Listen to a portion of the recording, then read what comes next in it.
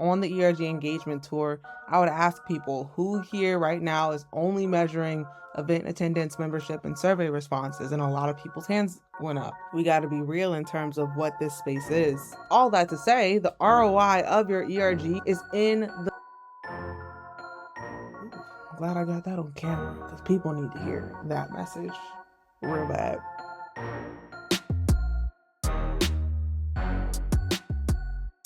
What's good? It's Maceo Owens, and for those of you who don't know me, I'm all things employee resource groups, so much so that I actually go by the ERG Homegirl on LinkedIn. Today's video comes out of Data Month. So for context, we have a free community. For those of you in the ERG space, feel free to join.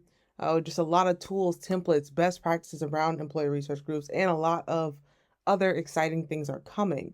Now, that being said, every single month we try to do a theme, and data has actually been the theme for the past 2 months because there's so much to talk about when it comes to ERG data. Now, to kick off the theme month, I like to ask the community what they would like to see from the month theme and what they want to learn from, essentially. Anyway, that being said, I have a list of questions that were submitted by ERG Champs members that I am going to answer today. This first question: we don't currently have a measurement infrastructure company-wide. We have no satisfaction surveys or anything like that either. I'd like to change this, but I don't know where to start. I'd love to tie our ERG efforts to retention numbers, but I'm not sure that is realistic. Now, with this question, being that this is a question regarding ERGs, I think the piece that I pulled out first was the fact of I'd like to tie our ERG efforts into retention numbers, but I'm not sure that's realistic. For me, this question really speaks to the ROI of ERGs. And honestly, it is a very appropriate place to start because you have to have the answer to this to have any sort of success when it comes to data for an ERG. You have to understand what you're looking to accomplish, what the purpose of your program is, aka what the ROI of the ERGs is or should be, in order for you to develop metrics that work backwards in speaking about how to bring that ROI to life. Even here, the statement is that I'd like to tie our ERG efforts to retention. That means that you would be trying to say that someone who's in an ERG is more likely to stay. Now, quick question: what if that is simply not true? Because there is a way I can tell you on how to get that, but what if it's not true? And oftentimes, let's be honest, it's not. There's a lot of factors in what makes someone stay at a company. And it's beyond just an ERG. Even in ERG programs that I have absolutely loved, when it was time to go from the company, it was time to go, because at the end of the day, there's bigger things at play than just the things that I love about the company. Oftentimes the things that you hate or the things that you're just ready to move on from are bigger influencing factors than any ERG could ever be. And it is a common saying, people don't leave their companies, they leave their managers. And this is so true when it comes to employee resource groups.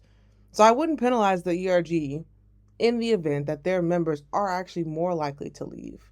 That would actually tell a story that your company, when it relates to these communities that your ERGs are trying to serve, is not doing that well by those employees and by those communities. So it would tell an interesting story. And again, the ERG shouldn't be penalized for that because that means that there's a larger issue at play. Also, what if the ERG program was implemented halfway into someone's tenure? How does that influence? So would I actually say that ERGs equaling retention should be the goal for your ERG program? I wouldn't. And most importantly, for the simple fact that ERGs are maybe retention drivers. In the same way that an employee engagement team is a retention driver, yes, it hopes to influence, to be correlated to higher retention, but it definitely is not the cause of higher retention. Correlation, not causation. And I just want to say, I have learned recently that when calculating correlation, there are some very advanced formulas in how to do that. So even then, before you go into trying to calculate correlation, which again, it's a little bit of a V2. So you can have this metric, long story short, as a fun fact. And how you would do this is you would just get an HRIS report from your people ops team that has all of your employee tenures. And even as an added bonus, because I've seen a company do this recently that I worked with, they also were able to get all the historical data about their previous employees as well. And when they sent it over, it included not just their current employees and tenures, but also the tenures of their employees that no longer work with the company. And it was interesting when you compare the two lists and you're able to kind of see which employees had participated in ERG programming or were an ERG member. And that is something that you could kind of use. However, I would say it doesn't work if you have not been collecting membership data for an extended period of time, because then there would be nothing to pull from. So it is a little bit tricky. And even then, there would still be some formulas that you would have to put in place that we don't have time to get into on this video, but really to understand if there is a true correlation between ERG involvement and longer retention. Again, I would just focus on telling a different story, which goes back, and honestly, this is question number 1, but it is probably one of the most important question of this whole video. What is your ERG program's purpose? Why does it exist? That is your ERG ROI. This should be a conversation that you've already had with executives when the program first started. But I understand the information wasn't out there to even know what questions to ask and how to articulate it. But I'm telling you now, this is the time to go back and say, look, we're trying to set up our ERG program for success. I want to know from you all as executives, what does success mean? And this way you can take that feedback from the people who actually fund the program and determine if the program exists or not, what success means from a company standpoint. Because this is a company-sponsored program. So you have to be in alignment there. And again, this is for all the ERGs, not a singular ERG. This is an ERG programmatic issue. And I will just tell you, most executives either A, won't have a solid answer, so they'll be looking to you to give them an answer. And it is important in that moment when they look to you to give them an answer that you don't say something like retention, or you don't say something like driving our DEI efforts, which a whole nother topic, but there's more complex things, just like with retention, that are at play there. You actually want to center on what the ERGs are, and again, a goal that you can deliver on. We want to make sure that our community spaces are an extension of our employee engagement effort. We want to make sure that the people who join our ERGs that are looking for something a little bit more niche to speak to them personally on how to be more engaged at this company, whether that's from a professional development standpoint or from a community building standpoint and events and things like that they can go to feel more tied to other people, to feel like they can be themselves at work. We want to make sure that the people who join our ERG spaces, that they are actually experiencing a better employee experience because they're in these spaces. And we can be able to see that via looking at their employee engagement scores, or even by asking them directly at the end of every year, hey, based on your experience with this ERG, has it impacted your feeling of belonging here at this company? When you take it from that angle, that is something that you are able to directly influence via your ERGs, because you're not just speaking to their broader employee experience, but you're saying, did this ERG help you in this environment, in this larger environment of our workplace? How so?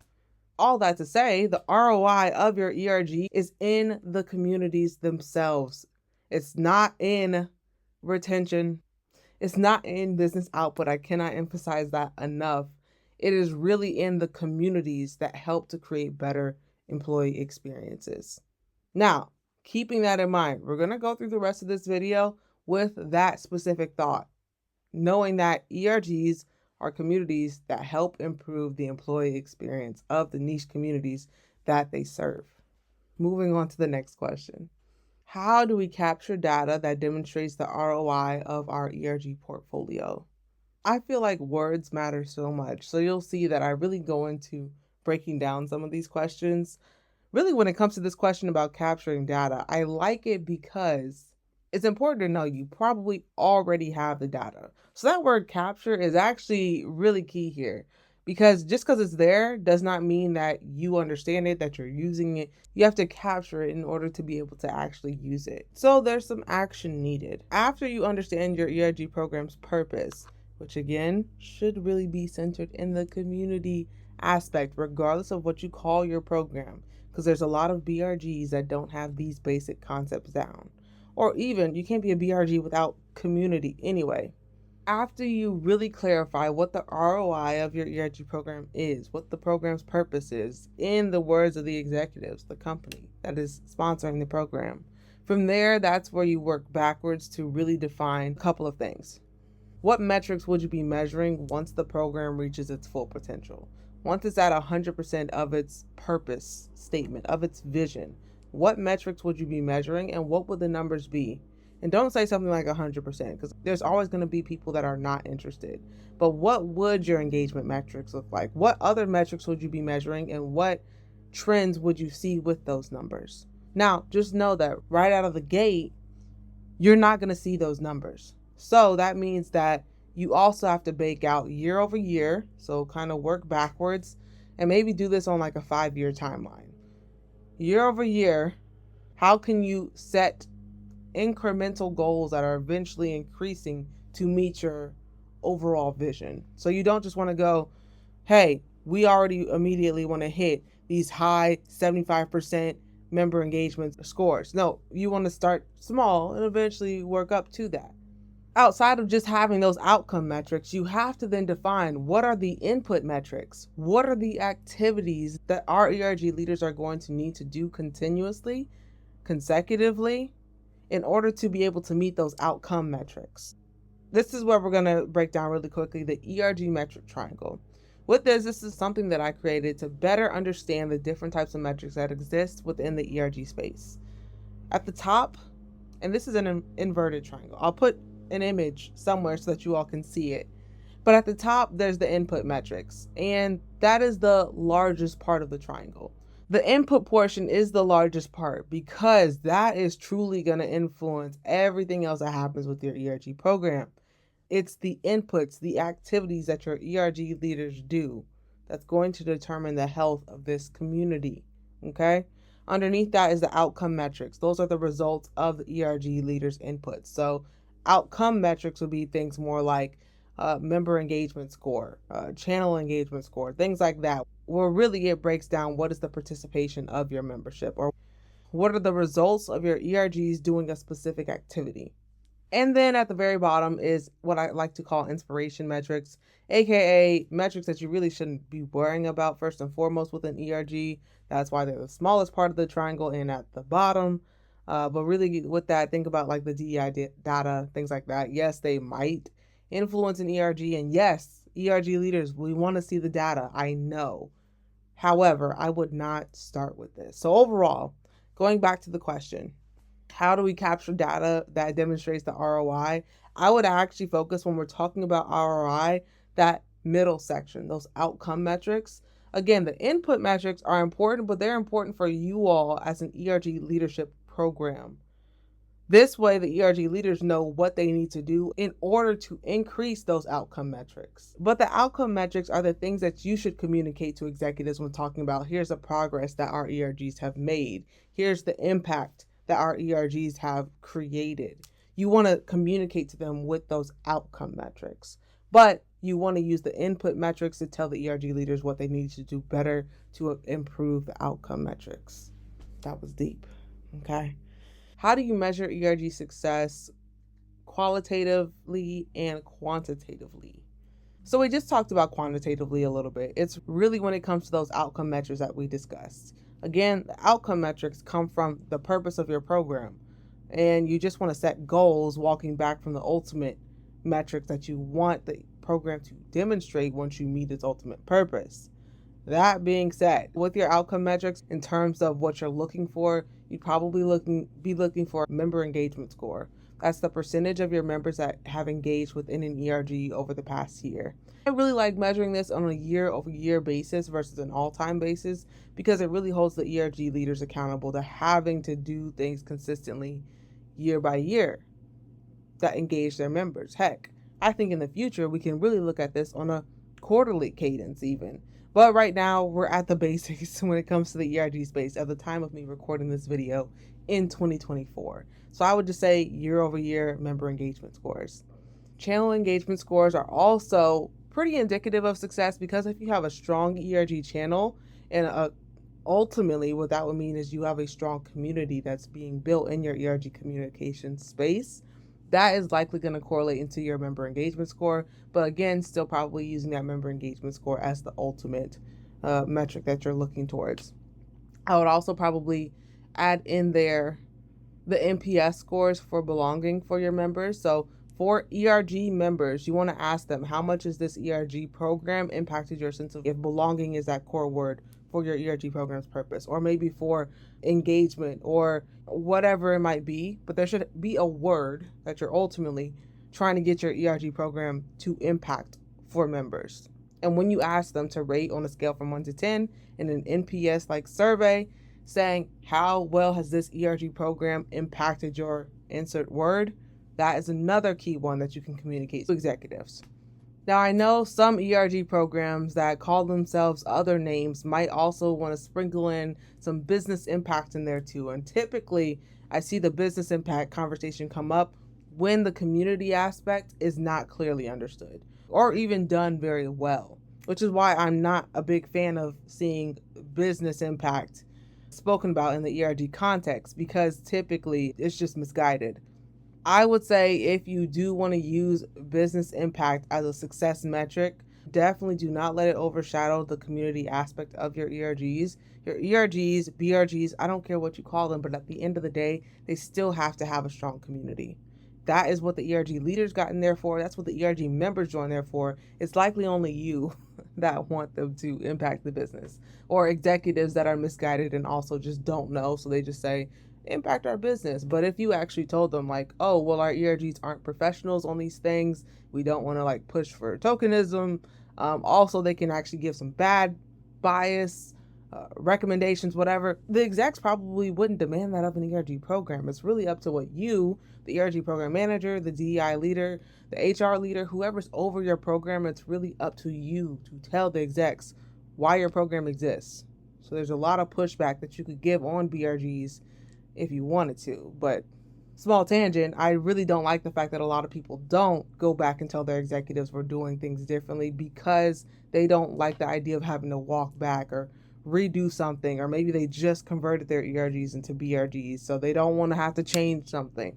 But that moment right there, from the ERG program manager, from the DEI manager, from whoever runs the program, that moment where you say, I'm not going to do this program right because I don't want to go back and say that I messed up, so we're just going to keep running it to the ground. That is like one of the most disturbing trends that I see in the ERG space, is the fact that people are willing to sacrifice such an impactful program, one that can literally change lives, that really changes people's work experience, just because they don't want to say, okay, I messed up, I went down the wrong path, we're going to do it right this time. That really, really irks me. What was the question again? Okay, so long story short, because the question being how to measure success quantitative and qualitatively, the thing is, you can't just measure success. You have to know what success is. And that's why I keep hammering this point home, because the entire ERG space, especially when it comes to the program management portion of ERG leadership, so the program managers have been misled to think about the wrong version of success for their program. And I am really trying to reroute us back on the path of success here. Qualitatively, I would say, when you think about the purpose of your program, once your program reaches 100%, what would people say about your program? How would they say that your program has impacted them if they were just to be speaking? What are some statements that you would want to hear from members? What are some feelings that you would want to invoke in members by participating in this ERG program? Qualitatively, by including that into your vision, into your purpose statement, that is how you can then, later, as members actually say those statements, because they likely will, if you want them to say, I feel like I can be myself here in this ERG, even if not anywhere else in the company. Wow, well, that's exactly what we wanted you to say. So that's a success. We're articulating success. So kind of come up with a list of statements, a list of feelings that you want your members to feel by being part of the ERGs. And then as those are being said, definitely document them. Not just that, but qualitative data can also be turned into quantitative data. So there's different ways, and we don't have time to get into it today, but there are different ways in which you can ask questions, and just by understanding the overall sentiment of the response, you can convert it also into quantitative data based that speaks to members' feelings about your ERG program and how it's impacted them. How are companies easily and efficiently recording ERG activity and quantifying impact to the business? What have I not thought of to measure to justify investing in ERGs? I'm answering the second part of the question first because I'm breaking it down to two. What have I not thought about measuring when it comes to justifying ERGs? And then the first part was more so, how are companies easily tracking this data? So when it comes to things that people, I don't know who said this question in particular, but I'll just say when it comes to people in general, what are some things that people haven't thought of oftentimes when it comes to measuring anything for ERGs?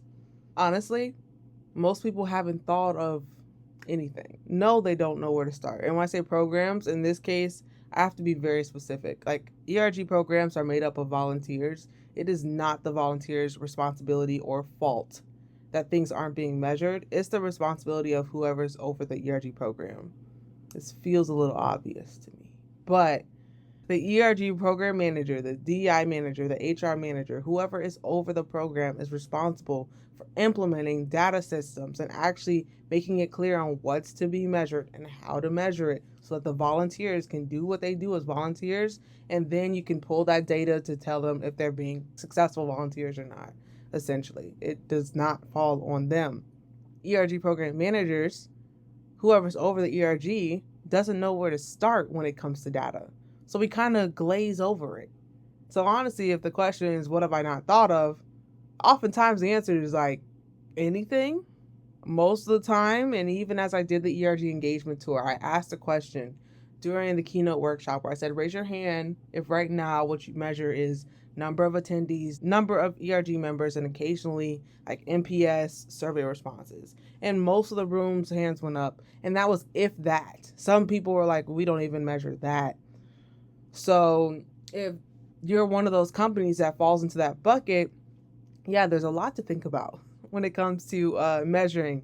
And some of it we've already covered. So I will not get into the parts that we've already covered in this video, but I will say, and I want to make it clear, because the second part of this question really asks in regards to what do I need to measure to have executives justify investing more in the ERG program. ERG program is probably not worth investing in right now. Dang, I say it with love. Let's be honest. So the program isn't measuring anything. All the ERG leaders are doing their own thing. There's no systems in place. There's no clear governance, no clear playbook. We're just kind of going off of the vibes, and we're also like trying to meet these deadlines, and we're always like barely scraping it, and the volunteers are burnt out. This is looking like a failing program. I mean, think about it like this. If your ERG program was an actual business and you are looking for an investor to come invest in your business and y'all don't have your finances together, even worse, like you're spending money on things that you probably shouldn't be there, or that aren't actually giving you the most ROI for your business.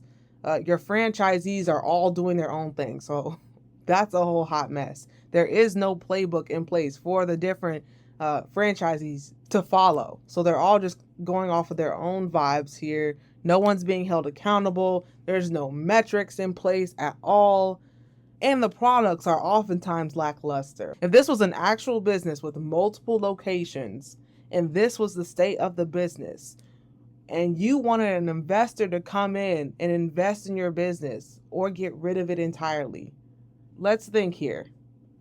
The business is not worth investing in. Your ERG program at its current state, although we know that when the products are good, occasionally, that they're great and they impact our customers, aka our members, beautifully. But all that being said, with all of the mess that it's entangled in, can you really blame them for not investing? And that's my goal, is I want to make your ERG program worth investing in. But that being said, the things to think about, like what have I not thought about, is the reality check. The program isn't there yet. And that you as an ERG program manager have to do the work to make the program investable. And that is some heavy work. Now, I will just say, quick plug, we do have the ERG Fresh Start program where we work to do that in just 90 days, sometimes in as little as 45 days, just because I really do believe there's a little bit of an urgency with getting the ERG programs on track, especially right now as businesses are like reevaluating what they want to cut back on. I can see why the program would be a target for some companies. A little bit of tough love. But the second part of the question, how are companies easily and efficiently measuring this? Here's the thing, most companies aren't really measuring anything. They don't have a data collection system. So I actually just put out an article earlier this week where I talked about the 7 steps to getting your data on track. Essentially, thing 1, you have to understand the purpose. We talked about that. Thing 2, look at your ERG leadership roles and responsibilities and make sure that there's an input and output metric tied to all of the ERG leadership roles that speak overall to your ERG program purpose, your vision. Number 2, reevaluate your current ERG leader roles and responsibilities and make sure that they speak to the overall program purpose. Thing 3, assign outcome metrics for each of those ERG leader roles that again speak to that overall program purpose. Thing 4, ensure that you articulate the why to your ERG leaders. Why does this outcome metric, why it's so important? Why is this the metric that we're looking for you as an ERG leader to impact? And how does that speak to our overall program purpose?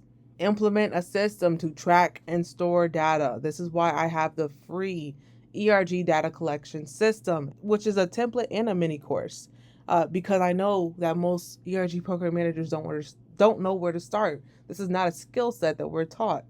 We're not actually taught, side note. But that being said, this is a huge tool to get you started with how to centralize data. From there, you want to visualize it. You don't just want it to live in an Excel sheet or in a Google Sheets. You want to actually bring it to life with charts and things like that. And then you as an ERG program manager are responsible for consistently referencing the data, ensuring that ERG leaders are submitting their reports, very low lift activity, which it should be for an ERG leader. Submitting their reports, you're giving them updates on their overall data and recommendations. This is a beautiful system. I'm trying to keep it easy and efficient for you all here to do. However, again, with the reality check, a lot of people are resistant to this, or they say this is too much. Right now, what you're doing, I'm telling you, is not nearly enough. And it's going to come full circle very soon. So I'm trying to set you up for success here. Okay. Also, I noticed that a lot of these questions said like part A, part B, part C. Another thing with this question is that it talked about recording ERG activity. If you want to do that, all you need to do is have an ERG scorecard, where essentially it's almost like a checklist for each of the ERG leader roles that they're to complete on a monthly cadence. As they check it off, it's a certain percentage of their checklist that is done. This is a great way to turn a checklist, a list of tasks, into a quantifiable metric, an activity metric. So just use a scorecard if you really want to track ERG leader metrics, activity metrics. What to gather? What data should we be gathering from our ERGs to make it easier to show that impact? We're just going to say that impact is the impact of community, as it should be. So, and what should you be gathering?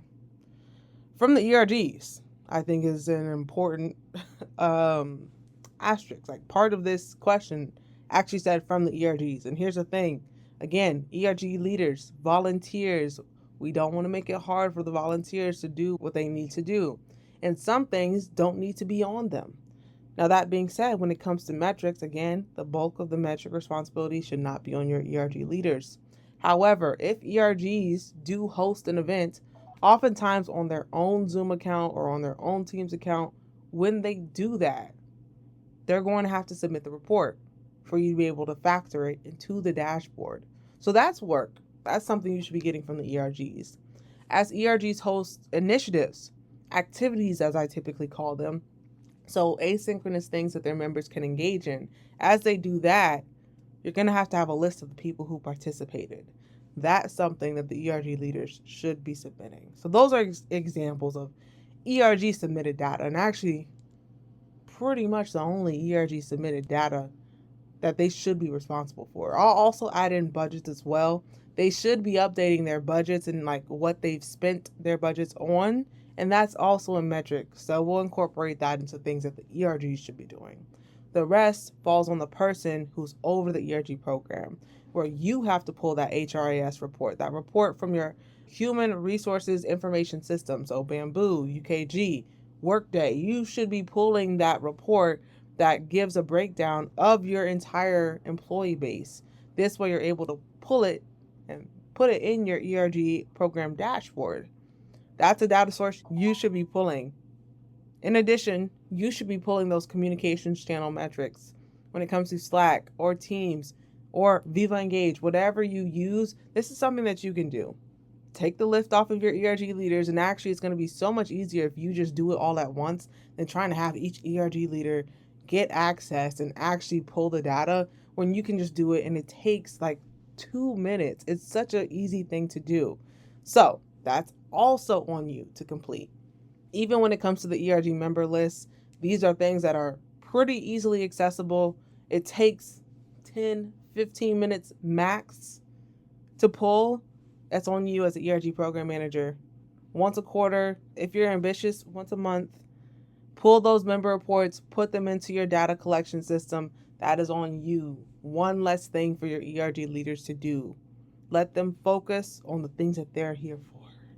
And it's not that. Plus, as an ERG program manager, it's important to have programmatic goals and to make sure that all the ERGs are using the same system when we're talking about data, the same metrics when we're talking about data. And that's why it's important that you, the centralized resource for the ERG program, that you are the one that is centralizing all this data, essentially. In your early adolescent stage of the ERG movement model, you talk about refining processes and data management systems. So I'd love to go deeper into that and hear about best practices for data management for ERGs, best systems, bare minimum data to collect, etc.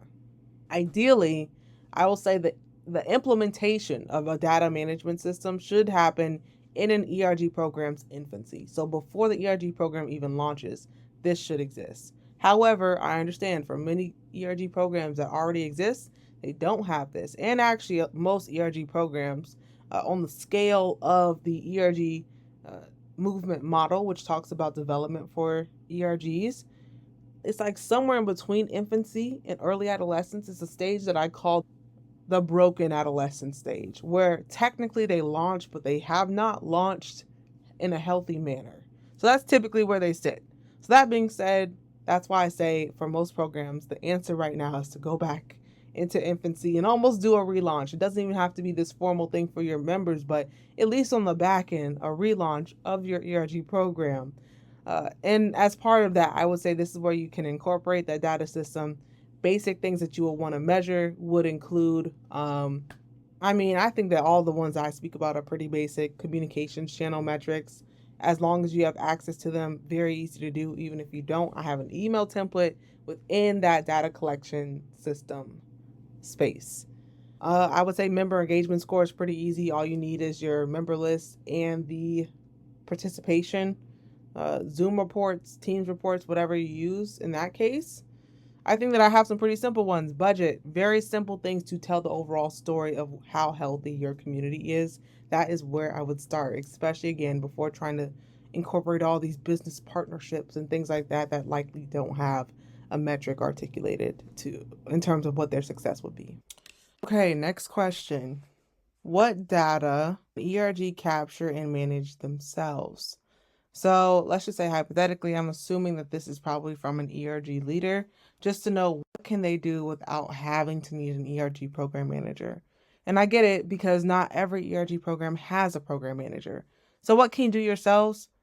Surprisingly, a lot. Almost everything that I've mentioned in general. You can measure your member engagement because all you need is your member list, which you can pull from wherever you're collecting members. So likely your communications channel, sometimes a distro forum, although I prefer the lowest barrier to entry, like a communications channel.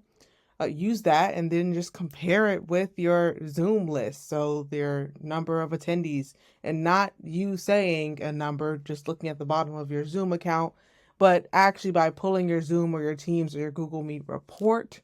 This way you're able to get a list of the people who showed up, how long they were on the meeting and whatnot. And like I said, it doesn't matter what service you use, you should still be able to do this thing. And honestly, when I say compare, we'll talk about it a little bit later, but really it's just using a simple VLOOKUP trick. This way you just put them each, at least the way I do it. I don't know if it's the right way, it's how I do it. But just put them on two separate tabs on a Google Sheet and then just connect them with a formula. Very, very simple. And you're going to easily be able to understand what's the percentage of your members who've engaged within your ERG. Also, as in singular ERG, you can measure your budget usage and also be able to compare your budget usage to number of members or percentage of members impacted. Even your channel engagement score, you should be able to get as an ERG leader without needing an ERG program manager. It definitely is just a better experience if all the ERGs use the same system, if they're all tracking within the same sheet, and if one person is really responsible for visualizing and also just disseminating that information down to you all as ERG leaders, and just sharing that information with you all as ERG leaders on a regular cadence. What metrics are there to track beyond events and attendance? Well, here's the thing, and like I said, on the ERG engagement tour, I would ask people who here right now is only measuring event attendance, membership, and survey responses, and a lot of people's hands went up. That's only bad when it is just those raw numbers. So, quick concept, raw numbers versus percentages. So we have our number of members, or even in this case, when it comes to event attendance, number of people who attended an event.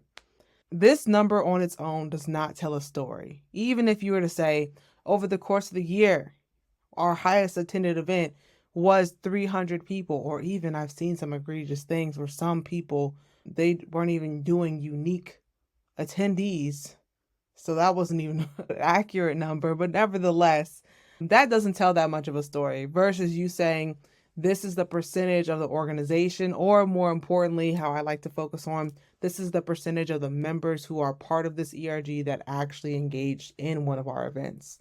That gives more context. You're not just saying we've had 300, because in executives, you're expecting them to do the work of understanding how many total members you have versus that 300. Is it 300 out of 1,000 or 300 out of 400? Very different stories there. Even then, when you make it about your members in particular, it actually makes for a better goal. So now you can focus on, okay, are we actually doing things that are impactful to the people of these communities? Or are we just trying to do general employee events and allyship trainings, which is not the goal of an ERG program? Raw numbers don't tell a story, percentages do. And even then, when you have a percentage, you have a goal that's able to scale with the size of the company and the size of the ERG. A goal that can be shared across the ERG program. So I can't just say for every ERG the goal is 500 members. It's not going to work, and some ERGs will never get 500 members.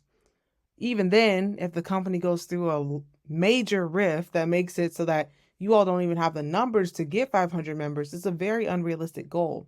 Versus maybe you're saying, well, we want 20% of the organization to be part of an ERG. That's our baseline in terms of membership. Company membership. We want 20%. That's something that can scale with the size of the company. Or when you do something like a member engagement score, the percentage of members who've engaged in an ERG, that's something that also scales with the company. It's not just saying we want X amount of reactions within Slack or Teams. No, we actually want this percentage of our members to participate. So regardless of how big the ERG is or small the ERG is, they can still have that you need 25% of your members to participate type of metric for success. Hopefully that made sense. Don't set goals with raw numbers.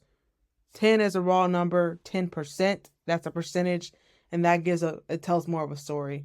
You can add to that story also by learning or by defining what the goal is, how close they were or are to hitting that goal, and the strategies that they've used to increase the metric and get closer to the goal. So just a way to really to make a metric more robust. So event attendance, all in all, isn't bad in of itself. It's just depending on how it's framed and if there is a story that is attached to it. And more importantly, a programmatic goal that speaks to the overall purpose of the program. I would also like to know what are the average metrics with organizations for those data areas. Here's the thing, because no one is measuring these things it's new in the ERG space. I'll just say that. And I have not heard anyone else promote these metrics that I'm speaking about. Like if you hear people talk about member engagement score, channel engagement score, I can honestly and confidently say I was the first person to put that on the internet about ERGs. And those are terms that I literally made up. So percentage of your members that are active within your channel, those are formulas that I had to come up with because they didn't exist. And because all this is relatively new within the past couple of years, and really this year I'm super into sharing this with you all in terms of what are the typical numbers. I have recommendations, but there are no typical numbers because typically most organizations aren't measuring anything in the space. And eventually encourage everyone to pull this data. This way we can have realistic benchmarks versus the ones that I create, which I think are realistic. But again, it could differ as I get more information from more companies. Curious, what are some other data points folks are using to justify their ERG? Very similar to the question I answered recently when I was just saying that the fact that you're measuring event attendance isn't the problem. It's the fact that you're doing it without a story. So I think the first and foremost question is like, what story are you trying to tell? Because if you don't know the purpose of your program, what story you're trying to tell, it's going to be hard for any metric to really live up to the story because you don't have a story. I mean, it kind of makes sense that the executives are like, this isn't enough. It's because it's not wrapped in anything. What are you trying to accomplish? Are you trying to increase belonging for members? And you want them to feel like this is a space where they can be themselves, if nowhere else. You have to have metrics that speak to that purpose. This way you can tell the story of how each of the activities that your ERG leaders do qualitatively that speak to the overall purpose of your ERG program. Okay, this next question is about multiple data sets. So the question is, it can prove to be difficult to join various data sets, example, HR, finance, learning and development, ERG, etc., especially when no key identifiers are available across the data sets that are attempting to be joined. So basically, when you think about it, we have all these different places, and we're talking about Zoom lists and communications channels and member lists and HRIS reports. How do we get this all into one place? And some of the extra ones that were mentioned here, relevant, but they are like a surplus, like L&D metrics. HR, I think, would fall under the HRIS report.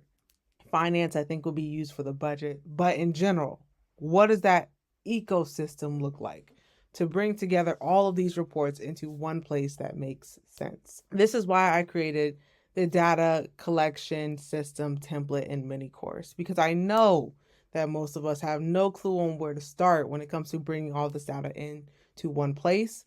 I've been doing this for multiple organizations for multiple years now, and it's been working. So I just wanted to do this as my gift to the ERG space and make it really easy for you all to be able to bring this into one Excel sheet or Google sheet to be able to do. Now this dashboard, okay, I have the different tabs and I tell you how to copy and paste the information into this one ecosystem so you know how to pull it.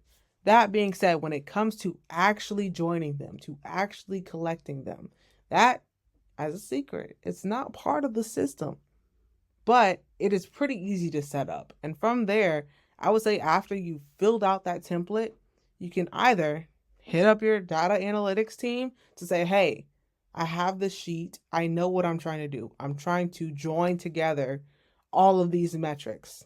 And you can workshop with them what that looks like, because they'll have in mind what that end product will be. They'll have in mind, okay, well, if we're eventually looking to build a dashboard out of this set of information, here's the best way to do it. So you can always collab with your people analytics team for free and do it. We do have a service within the ERG movement where we're able to actually join these data sets for you, create a dashboard, and even give you some insights. So that is something extra, but just know it really will take a VLOOKUP, some additions to that HRIS sheet, and this way you can put it all into one place, what all of this data means to tell that story. Essentially, for most of this, I will just say, you really just need an email. Just a side note. So when it comes to member lists, you really just need email and the ERG that they're part of. When it comes to Zoom, Teams, event engagement, you need an email. Same thing when it comes to participation engagement overall, you need their email. When it comes to connecting that to the HRIS, you should do it via lookup to the email. So just hot tip there, use their work email as that unique identifier to connect the member engagement. And then the rest, you can use the ERG name as that unique identifier when it comes to connecting engagement, budget, member lists. Those who get it, get it. Those who don't, happy to help. All right, when using data to measure engagement beyond event attendance, I'd like to consider factors such as volunteerism, internal social media platforms, and attendance. However, within my organization, we don't have a single source for these data points as they're managed on different systems and platforms. But I will say the thing that I didn't mention is that you have to actually get an export of those different systems. So just like I said, within Slack, the data exists in Slack, but you have to go get it and then put it into your centralized resource in terms of data. You have to grab it. Same thing when it comes to internal communications platforms, let's just say outside of Slack or Teams, maybe it's actually just like an intranet page. Those have analytics too. You have to go get it and download the CSV, that Excel sheet that breaks down who saw the page and things like that. Same thing when it comes to your LMS and seeing who is watching maybe certain videos. It's like a member activity or whatever it might be. You have to go and get that information and then bring it into that one centralized resource. We don't want decentralized, which is the concept of there's all of these resources everywhere and none of them are connected. We want one place that connects all of these different resources together and really tells a story out of this central place. And that's why I created that free template as your centralized location. So yes, you can be the person to bring all of this together. Great skill set to have, honestly. A big obstacle my company faces is HR claiming that they can't share private data with us pushing back that this isn't private. That said, we do also have issues with people being suspicious of HR collecting data and not wanting to submit it. Any advice would be welcomed. Okay, a couple of things with this that I've noticed. Again, a little bit of A part, B part to this question. The company saying that they can't share private data, I think I would need more context on what data points you're referencing, because it's different. So let's just say you're talking about the personal information, like the identifiers of a person, sexuality, gender, race, veteran status, disability status. That is private, even if it's visible. So if you're talking about requesting that from HR, I'd probably say it's for a good reason that they don't share it, because there's a lot of legalities even with sharing these things. And sometimes it's a hard truth to hear, even with running these ERG groups, there is some liability just sharing this information out there. And even from the company perspective, like for a lot of companies, it's unfortunate, but the truth is if they do put it out there, what their representation is or their promotion rates are, it's so bad, but they don't really care to fix it. Right now, their priority isn't to resolve those issues. Although they might have an awareness to them, it is not going to be in their best interest to share that information with you who is going to be passionate about resolving them. So there's things when it comes to sharing that information, which is why I'm not a big fan of this whole ERG business impact conversation again that I will bring up, because again, not all companies are actually interested in making a business impact with ERGs. Us in our little silo in the ERG world, we say, oh, we need business impact to be legit. But the rest of the business is like, we don't really want your input right now. And that's just the reality of it. So we can see how the two would conflict with each other, but who's in the wrong there? Is it the business for saying we're not trying to take on the initiatives that you want us to do? Or is it you saying we have initiatives that we want you to do? Let's be honest. It's on the ERG program. Y'all, the ERG program is in the wrong because at the end of the day, there is no authority for the ERG program to tell the business units what they need to do. It's a business at the end of the day. The business is going to do what it has to do. But occasionally, when the business does want to do something that might be relevant to the communities that the ERG serves, yes, there are some ways in which it can strategically partner with that ERG.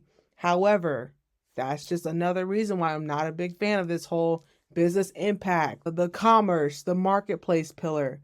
Which honestly, side note, lots of legal liabilities within that as well. But long story short, what was the question? Oh, company not sharing private data. There's a lot that comes with it, if that's the type of information that you're talking about. Now, let's just say hypothetically, you're just talking about like that HRIS report that has the simple breakdown of employees in terms of emails and managers who they report to and what department they're in, what location they're in. That's relatively easy stuff. I have an email template that makes it a lot easier for you to have those conversations and say, hey, here's the data we need. Here's what it's going to be used for. And I think I would assume that if no one else, the head of HR should be your plug, the person that you're going to really help execute this. If you're a larger company, even whoever's over your people ops should also be able to support bringing that to life. Because it's not sensitive information. And even then, if you're able to say, this is what we're planning to do with it, you can leverage pictures of our dashboard that you can use. Feel free to hit us up. We're more than happy to share it with you. This way you can have that story to tell people in terms of this is why we need it. So it's going to be used properly. Going back to the personal private information, I've already mentioned this, but just to say it explicitly, you should never be starting with that as an ERG program. That is not the main thing. You need to focus on your activities and on the impact to your community. And by proving responsibility with those metrics, eventually you might be able to double back and say, hey, we do just want some insight on the private information. And you'll likely be more trusted with it because you've proven responsibility and the ability to make strategic decisions with data before with the non-sensitive information. Many companies do not share their workforce data externally, even though there are benefits in doing so. I'm guessing externally, this is talking about sharing those DEI reports so that the world can see them. Again, two things. I would say this is specifically a DEI problem. And I want to make this clear. Not all DEI problems are ERG problems. This almost has nothing to do with ERGs, other than the fact that ERG leaders and members might want some accountability to the fact that the numbers might not be so great. In reality, I want to say it again, not every company is interested in actually addressing the disparities. When that happens, which is often and is actually happening more frequently now, and that's also part of why a lot of D&I teams are going away, because the companies are saying, we're not actually interested in addressing the disparities that we know exist. When that happens, the ERGs are now positioned, if they still exist, oftentimes it's just a coping mechanism in a place that doesn't care about fixing it. And that's a harsh truth. But the reality is ERGs are company-sponsored programs. The company is giving you budget to bring your people together, almost saying, we don't really do things tailored towards you. We know that we have some work to do, but in the meantime, just take this money and be quiet. That sounds so bad, but like, take the money, make the most of it, and every now and then you can do some small wins for your community, but we got to be real in terms of what this space is. And I think that's a hot topic for the ERG space. Wow. But yeah, most companies don't care. So if you do want them to share that data externally, why would they do that if they know they don't care? And it's saying like, hey, we know we're failing at this. Roast us on it. They would never do that. You just got to know where you're at. And I've been telling this to people more and more frequently. Like, at some point, you realize what company you're working at. And then at that moment, you have to ask yourself, am I going to stay here? Or am I going to find somewhere that does value me more? Which is hard to do. And I am not faulting anyone who stays, because at the end of the day, you do have to make a paycheck. But that being said, understand what your ERG program is and also what it's not and what it's not capable of doing and shouldn't even waste their efforts trying to do. And actually, if you're at a company like that, more than ever, you should probably focus on making this a good place for your community, who also probably knows that the company doesn't care. Ooh, I'm glad I got that on camera, because people need to hear that message real bad. Okay.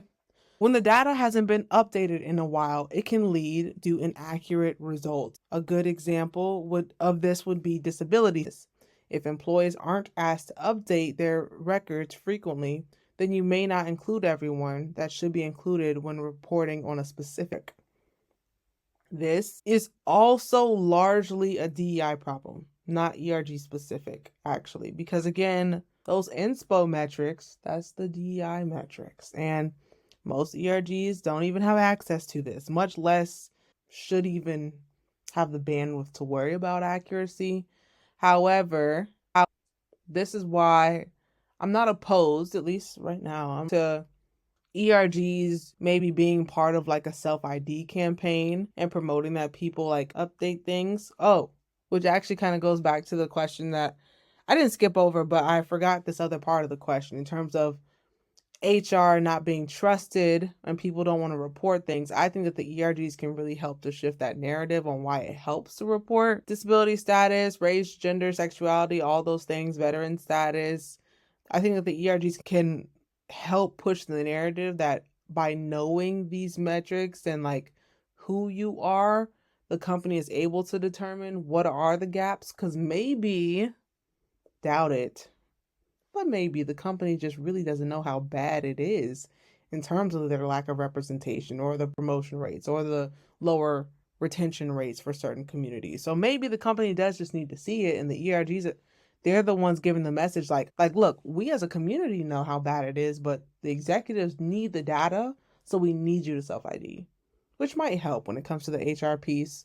In general, rebuilding trust from HR is a beast of a project, and I'm not an expert in that. I'm not going to lie. However, when it comes to rebuilding trust in general, transparency is key, and that is where your internal communications team plays a huge role.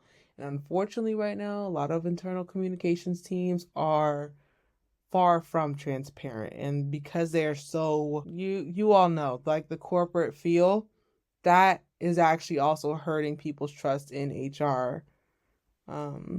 Using metrics for good. So it also just might be a larger company culture issue. Are there any baselines with source references that we can measure our progress from?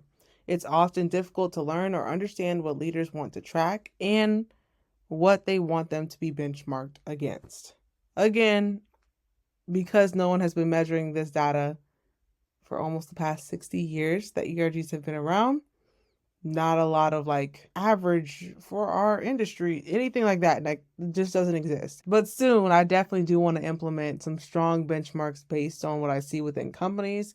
But also a side note, even if we were to truly benchmark it right now, it would probably be super low, which would lead us to set some low goals because engagement is also pretty low right now. So I have recommendations in terms of where you should kind of be when it comes to engagement metrics. So general recommendations that I say in terms of participation from eligible employees. So that's important, because if you have like hourly employees that aren't eligible, they shouldn't be included in that participation piece, because then it'll skew a lot lower. But anyway, of your general eligible to participate employees, I would say a good benchmark is like between 25 and 30% in terms of getting them to participate. So you don't want the entire organization to be a member, and oftentimes they won't be. But I don't like to say that there's like a health metric when it comes to general participation, but I mean, you would probably want at least a quarter of your, if not a third of your organization to be in the ERG group for it to be a sizable enough group for the executives to kind of take the experience seriously and continue to invest in it. That's the only reason why I have these parameters around it. And even then, they're not strong success metrics. It's just kind of like a good to have. Member engagement scores, so really the percentage of your members that have participated in a form of ERG programming over the past year. I like to say 50% as a starter, 70% as an ambitious version of that goal. So trying to get at least half or at least 3/4 of your members to participate in one aspect of ERG programming, whether live or non-live, over the course of the year. A V2 of that would actually be kind of like something around member retention in terms of getting them to participate in multiple events throughout the year. That's a V2 where I would say, honestly, most companies are not even close to needing to measure that. Like getting the first win of getting members to participate at least once is a really good starter point. And then, I mean, like budget spent, 100% of your budget spent, and ideally tied into budget being spent in a way that activates members, not just donating it or spending it on a speaker that might actually result in not a whole lot of engagement. Those are some benchmarks that you can use as a starting point. And the ones that I recommend, there are many instances where results are questioned even internally in teams before they are released to broader populations, whether those are internal or external. Again, I mean, to be fair, when it comes to data, like data deserves to be questioned, and it should be. It's not a bad thing. And sometimes it is like a pushback and a cop out, even worse, to not making things happen, that people question your data integrity. But oftentimes, and especially within the ERG space, there isn't strong data integrity or even just like where to start with data. That's why I'm doing this video. So, I mean, it makes sense that people are like, do you know what you're talking about? Especially if you don't have these elements in place. If you didn't go through those 7 steps that I talked about with getting your data together, if you don't have a dashboard, if you don't know how to tell a story with the metrics, it makes sense why you would be questioned on it. So I think it's just really a matter of proving data proficiency, transparency in the collection process, and also how it's stored and how it's updated and all the things there. And then even just then your confidence of knowing what you're talking about and saying, this is what you all as executives said you wanted to see from the program that we're executing on strategically, that really helps to dispel some of those like hesitations around the data, because you have the confidence and you're not stumbling over a vision that isn't clear, processes that aren't clear, data collection system that doesn't exist. So all that will help to dispel those concerns. What is a healthy participation rate company-wide, like I just mentioned? When it comes to overall membership within an ERG, I would probably say like 25 to 35. So like a quarter to a third of your organization being part of the ERG as a bare minimum. As a member, I would say in general with participation, just knowing that ERGs do actually throw company-wide events occasionally. Shouldn't be often, but they do them occasionally, so probably shooting for like half the organization to have ever touched your ERG program, whether that is like in an event, in an activity, whatever it may be, I think is also another interesting one to have. Because this way you can at least say they've interacted and made the decision not to join versus we didn't promote this well enough and that's why they're not members. So it's saying like, well, actually we have a healthy like visibility of our program, and then we have a pretty healthy conversion into members, just knowing that not everyone who interacts is going to become a member. And lastly, the question, what's a healthy member count for companies with 500 to 1,000 employees? We'll just say hypothetically the number's 1,000 just to make it super easy. So when it comes to how many unique employees are a member of at least one ERG, which again, this means that you have to account for all the ERGs, which is why a program manager should be over the data. I would say somewhere between 250 and 300 unique employees is a good goal to shoot for when it comes to like how many unique employees are part of the ERG program in general. Probably with that, your largest ERG might be around 200, 250. And your smallest ERG is probably going to be around 50 people. I hope this video helps organizations and people like you to get your data together. This way you can have a more investable ERG program. This was Maceo, aka the ERG Homegirl, and I will catch you all next time.